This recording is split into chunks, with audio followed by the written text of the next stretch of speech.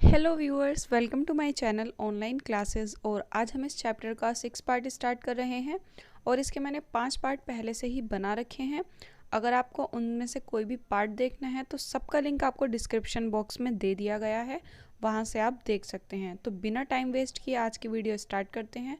और आज की वीडियो में हमें क्या करना है, आज की वीडियो में हमें मानक विचलन निकालना है स्वतंत्र श्रृंखला में, बिल्कुल वही वाली भयानक वाली श्रृंखला जिसमें ज़्यादातर क्वेश्चन टफ होते हैं। ठीक है, तो हमें स्वतंत्र श्रृंखला में निकालना है मानक विचलन। और विविक्त श्रृंखला में हाँ, हम जो है पिछले वीडियो में इसको निकाल चुके थे। तो अगर आपको विविक्त श्रृंखला में देखना है तो आप इसका पार्ट 5 देख सकते हैं। ठीक है, तो हम निकालेंगे नंबर 1 वास्तविक माध्य विधि। ठीक है, वास्तविक माध्य विधि। नंबर 2 कल्पित माध्य विधि। ठीक है, और नंबर 3 पद विचलन विधि। और ये तीनों ही विधियां जो हैं हमें निकालनी है स्वतंत्र श्रृंखला में। इसमें डायरेक्ट मेथड नहीं होता है, वो सिर्फ विविक्त श्रृंखला में होता है। ठीक है, तो हम फर्स्ट वाले से स्टार्ट करते हैं, वास्तविक माध्य विधि से। सबसे पहले हम करेंगे वास्तविक माध्य विधि, जिसके लिए हमें क्या करना है, सबसे पहले एक टेबल बनानी है, एक क्वेश्चन लेना है कुछ भी। ये क्वेश्चन मैंने आपकी बुक से ही लिया है। ठीक है, तो यहाँ पे हम वर्ग अंतराल लिखेंगे। जैसे कि हम यहाँ ले रहे हैं 10 से 20, 20 से 30, 30 से 50, 50 से 70 और 70 से 80। ठीक है, नीचे लिखेंगे टोटल। और यहाँ पे हम f ले रहे हैं जो कि हमें क्वेश्चन में पहले से दिया हुआ होता है। यहाँ पर हम f ले रहे हैं, यहाँ टोटल लिख लेंगे सबका जो जो भी टोटल आएगा। और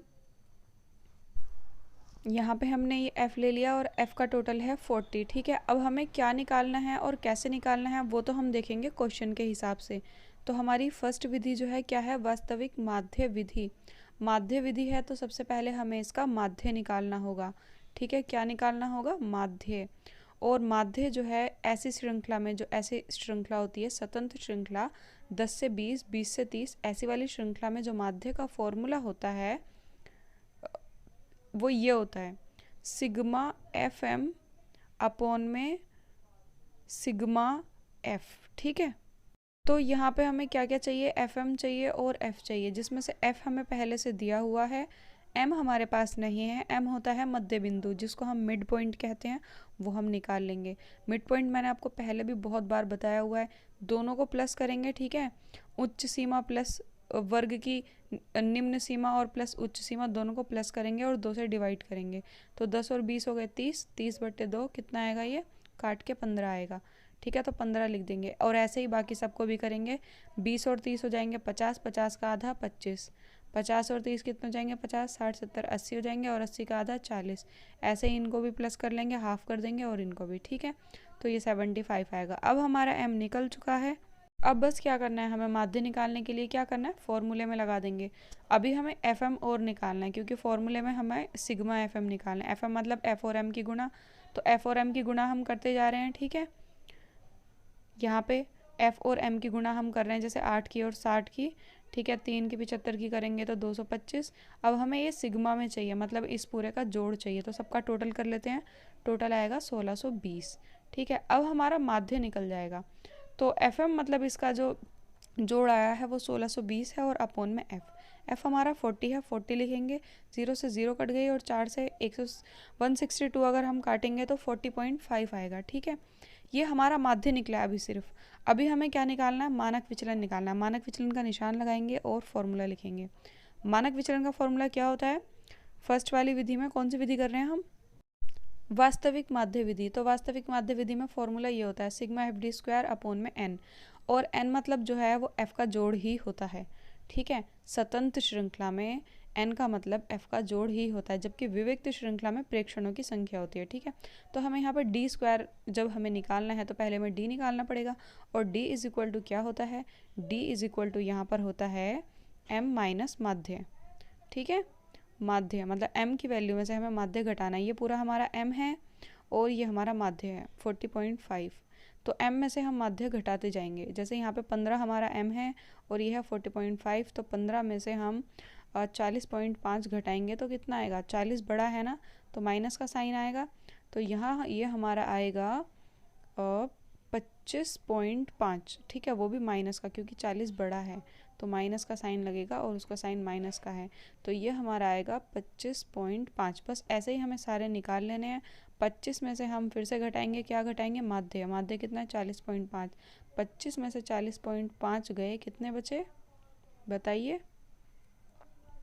40.5, ये हमने माइनस किए तो ये हमारे आएंगे, आप माइनस करके देख सकते हैं क्वेश्चन बना के इसका, ठीक है, -15.5। और इसी तरीके से हम बाकी सारे भी निकाल लेंगे।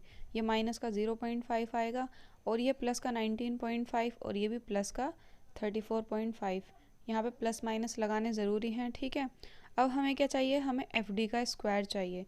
तो एफ डी का स्क्वायर निकालने से पहले हमें एफ डी चाहिए होगा, तो हम एफ डी निकालेंगे, मतलब एफ और डी की गुणा, 5 की गुणा -25.5 से करेंगे तो आंसर आएगा -127.5। आप जो है गुणा करके देख भी सकते हैं, कॉपी में प्रैक्टिस करनी है तो गुणा कर लेना, ठीक है। और ऐसे ही हम इन सब की गुणा कर देंगे, ठीक है। तो ये हमारे आंसर्स आते जाएंगे -8.0, 156.0, 103.5, ठीक है। और इसका टोटल अगर हम करेंगे तो 0 आएगा, ठीक है।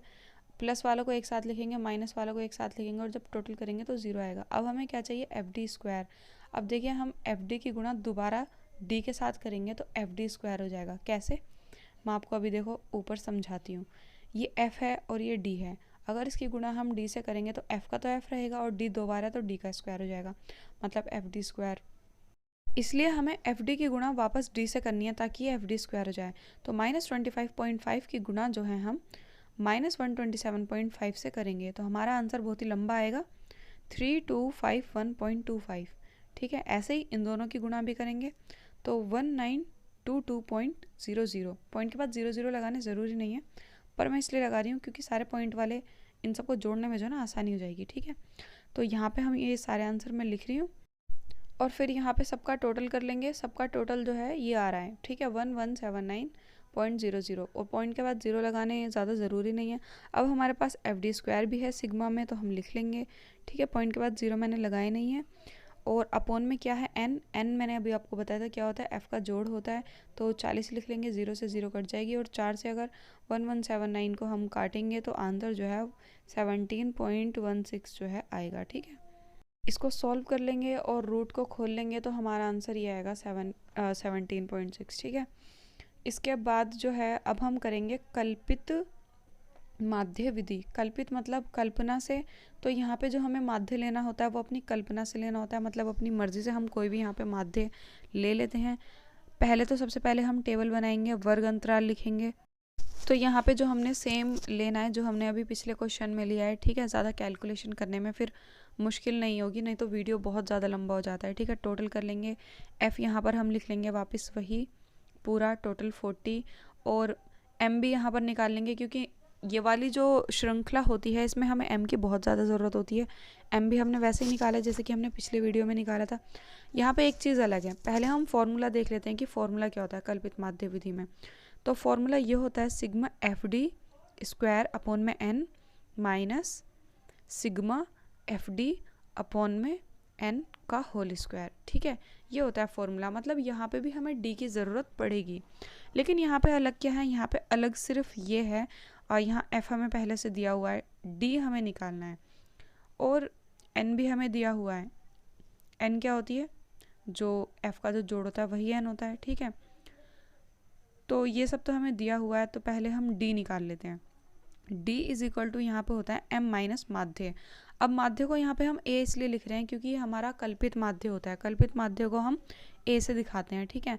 अब एम में आपको जो भी अच्छा लगे उसको आप कल्पित माध्य मान लीजिए, लेकिन मैं आपको यही सजेस्ट करूँगी कि जो बीच में हो, जो भी संख्या बीच में हो उसको हम माध्य मानेंगे। जैसे मैंने 2 संख्याएं नीचे छोड़ी हैं और 2 संख्याएं ऊपर, जो बीच में है उसको मैंने माध्य माना है, इससे हमारी कैलकुलेशन ईजी हो जाती है। तो यहाँ पे हमारा m 15 है और माध्य 40 है। 15 में से 40 घटाएंगे, यहाँ मैं रफ वर्क में आपको करके दिखा रही हूँ। 15 माइनस 40 कितना आएगा, माइनस का 25, तो माइनस का 25 यहाँ पे लिखेंगे। ऐसे ही अब m हमारा 25 है और माध्य 40 रहेगा। 25 में से 40 गए, कितने बचे, माइनस के 15। 40 में से 40 गए 0, ठीक है, क्योंकि m भी 40 और माध्य भी 40 तो 0। ऐसे ही यहाँ 20 आएंगे और यहाँ पर 35। ठीक है, ये प्लस के आएंगे। अब क्या करना है हमें, एफ डी निकालेंगे, सेम जैसे पहले निकाला था, एफ और डी की गुणा, क्योंकि हमें एफ डी स्क्वायर चाहिए ना, उसके लिए हम पहले एफ डी निकालेंगे। एफ और डी की गुणा करेंगे तो ये आएगा -125। 8 और -15 की गुणा करेंगे तो माइनस का 120 आएगा। 0 को तो किसी से भी गुणा करो, वो अपने जैसा बना देता है सबको 0। और यहाँ 160 और यहाँ पे 105। ठीक है, इसके बाद और हाँ इसका टोटल भी करेंगे तो टोटल हमारा 20 आएगा। इसके बाद निकालेंगे एफ डी स्क्वायर, वैसे ही जैसे कि अभी पिछले क्वेश्चन में मैंने बताया था कि एफ डी की गुणा डी से करेंगे तो वो एफ डी स्क्वायर हो जाएगा। तो एफ डी की गुणा डी से कर लेंगे, -125 की 25 से करेंगे तो आंसर वही बहुत ही लंबा सा आएगा। ठीक है, -120 की गुणा -15 से करेंगे, माइनस माइनस प्लस हो जाएंगे, इसलिए सारे आंसर्स हमारे प्लस में आने वाले हैं। ठीक है, सबकी गुणा करके हम लिख लेते हैं यहाँ पे, और इसका जो है हमें टोटल भी करना है, क्योंकि हमें ये सिग्मा में चाहिए। सिग्मा मतलब सबका टोटल, सबका जोड़। अब हमारे पास यहाँ पे सब कुछ है तो फॉर्मूले में फिट कर देते हैं। एफ डी स्क्वायर कितना आया है, 11800 अपॉन में n मतलब 40 माइनस एफ डी हमारा कितना आया 20 अपॉन में n मतलब वापस 40। ठीक है, और उसका होल स्क्वायर। अब हमें कुछ नहीं करना है, इसको सॉल्व करना है। ठीक है, सिंपली सॉल्व करना है, इसका अंडर रूट खोलना है और वापस से हमारा आंसर जो है वही आ जाएगा 17.86। ठीक है, अब हम आ जाते हैं तीसरी विधि पे, तीसरी और लास्ट विधि, पद विचलन विधि। ठीक है, पद विचलन विधि। तो सबसे पहले तो हमें क्या करना है, एक टेबल बनानी है। वर्ग अंतराल यहाँ पर हम लिख लेंगे, यहाँ तक तो सेम ही रहेगा, 10 से 20, 20 से 30, 30 से 50, 50 से 70। ठीक है, 70 से 80 टोटल लिख लेंगे और f लिख लेंगे यहाँ पे, ये तो हमें क्वेश्चन में दिया हुआ ही होता है, और जिसका टोटल है 40। m यहाँ पे सेम निकालना है तो यहाँ पे मैं पहले से इसको निकाल के रखती हूँ। ठीक है, ये हमने निकाल लिया है। अब क्या करना है, अब आगे हमें देखना है इसका फॉर्मूला। इसका फॉर्मूला पहले हम लिखते हैं, उसी के अकॉर्डिंग हमें पता चलेगा कि क्या निकालना है। एफ डी डैश, यहाँ पे डैश का ध्यान रखिएगा, यहाँ पे डैश लगा हुआ है। एफ डी डैश का स्क्वायर निकालना है और सिग्मा एफ, फिर minus F D dash upon में सिग्मा एफ और फिर उसका होल स्क्वायर और मल्टीप्लाई बाय सी। और ये सी जो है ये अंडर रूट से बाहर रहेगा। ठीक है, और यहाँ पे सी जो है ये न्यू है। सी क्या होता है कि हम मिड पॉइंट में देखेंगे कि इसमें कौन सी संख्या ऐसी है जो सबसे डिवाइड हो रही है। तो यहाँ पे मैं देख रही हूँ सबके पीछे 0 और 5 है, जो कि सब 5 से ये सारे डिवाइड हो जाते हैं, तो सी हमें यहाँ पे 5 लेना है। तो यहाँ पे हमें कोई ऐसी संख्या लेनी है जो सबसे डिवाइड हो जाए, क्योंकि हमें डी निकालने के लिए सी की ज़रूरत होती है। तो सी आप अपने आप से आपको माननी है कोई भी संख्या। मैंने 5 इसलिए माना है क्योंकि 5 सबसे डिवाइड हो रहा है। डी यहाँ पे वैसे ही निकलेगा m-a, जैसे कि पिछले क्वेश्चन में निकला था, कल्पित माध्य टाइप। ठीक है, हमने 40 को यहाँ माध्य मान लिया और डी हमने निकाल लिया, वैसे ही जैसे कि अभी पिछले क्वेश्चन में निकाला था। अब हमें निकालना है डी डैश, ये न्यू है। D dash is equal to होता है डी अपॉन में सी। ठीक है, तो डी जैसे कि यहाँ पे 25 है और सी की वैल्यू है 5, तो हम यहाँ पर लिखेंगे रफ वर्क में 25 अपॉन 5, फिर इसको काटेंगे, 5 पंजे 25, तो ये आएगा माइनस का 5, लिख देंगे वहाँ पे माइनस का 5। वैसे ही सारी संख्याओं के साथ हम करेंगे। ठीक है, और यहाँ पे आंसर्स लिख देंगे। तो अभी हमें डी डैश तो नहीं चाहिए, हमें चाहिए F D dash. F D dash मतलब एफ और डी डैश की मल्टीप्लिकेशन। 5 को मल्टीप्लाई करेंगे -25, 8 दिया 24, और प्लस माइनस का यहाँ पे बहुत ज़्यादा ध्यान रखना है। ठीक है, तो ये सारे हमने लिख दिए हैं। इसका टोटल करेंगे तो 4 आएगा। हमें क्या चाहिए, एफ डी डैश का स्क्वायर चाहिए। तो एफ डी डैश की गुणा वापस डी डैश के साथ करेंगे तो डी 2 बार हो जाएगा, तो उसका स्क्वायर हो जाएगा ना, बस वैसे ही गुणा करते जाएंगे जैसे पिछले क्वेश्चंस में किया है। 0 को तो किसी से भी गुणा करो 0 ही आता है, 4 को 32 से करेंगे, 7 को इससे करेंगे। ठीक है, और इसका टोटल कर देंगे तो टोटल आएगा 472। बस अब क्या करना है, हमें आंसर लिख देना है। एफ डी डैश स्क्वायर कितना आया है हमारा 472 अपॉन में सिग्मा एफ। सिग्मा एफ कितना है 40, तो 40 लिख देंगे यहाँ पे, minus F D dash, only F D dash, उसका स्क्वायर नहीं, 4 आया है, और अपॉन में एफ, उसका फिर होल स्क्वायर करेंगे और मल्टीप्लाई बाय सी। सी की वैल्यू हमने 5 ली तो 5 लिखेंगे। बस अब इसको क्या करना है, सॉल्व करना है। इसको इससे काट देंगे, ठीक है। तो ये जो है काट के हमारा आएगा √11.8 माइनस, इसको काटेंगे और अंडर रूट खोलेंगे तो 0.1 आएगा, गुना में 5 लिखेंगे, ठीक है।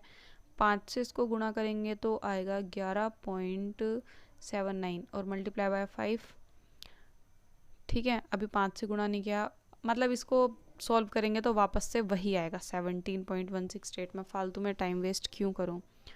अब जो है हम इसके नेक्स्ट वीडियो में जो सीखेंगे, बिल्कुल वो लास्ट वीडियो, और उसके बाद आपका पूरा चैप्टर जो है वो कंप्लीट हो जाएगा, जिसमें फर्स्ट है हमारा परास गुणांक, और हम देखेंगे माध्य विचलन गुणांक। सारे गुणांक सीखने वाले हैं हम उसमें, ठीक है। माध्य विचलन गुणांक और चतुर्थक विचलन गुणांक, चतुर्थक विचलन और